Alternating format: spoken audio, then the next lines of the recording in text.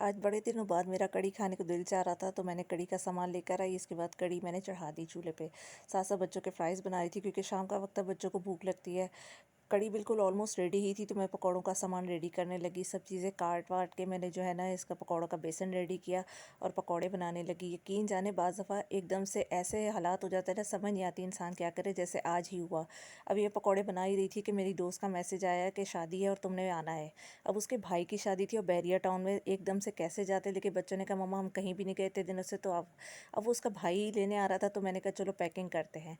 अब समझ नहीं आई कि पहनना क्या है, तो बच्चों को कहा कि क्या पहनना है, किस तरह। तो हादिया को तो ये ब्लैक वाला सूट अपना बहुत पसंद आया, तो मैंने उसके लिए वो पैक कर दिया। अब उसने कहा मम्मा ट्विनिंग करेंगे, तो मैं भी ब्लैक पहनूंगी, आप भी और आप भी।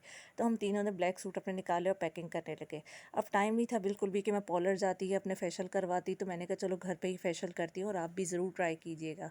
ये टमाटो फेशियल है। सबसे पहले आपने एक टमाटर के 2 पीस कर लेने हैं, ठीक है। एक टमाटर के पीस को आपने इसमें से पल्प निकाल लेना है। पल्प निकालेंगे कैसे कि आप उसको अच्छे से कांटे से गूदेंगे तो पल्प निकल आएगा। इसके अंदर कोई भी अर्के गुलाब आपके पास हो, सईद गनी का हो, जो भी हो, मेरे पास जो था मैंने वो डाला। और एलोवेरा जेल, ये तीनों चीज़ें डाल के आपने इसको अच्छे से रखना है। और रुई का जो है ना, वो पावा सा बना के उसको रख देना, जिससे आप अपनी स्किन क्लेंस करेंगे। सेकंड स्टेप होगा स्क्रब। अब जो आधा आपने स्लाइस रखा हुआ था टमाटर का, उसके ऊपर आपने क्या करना है, कॉफ़ी का साशे लेना है, वो आधा डाल लेना है इस पर।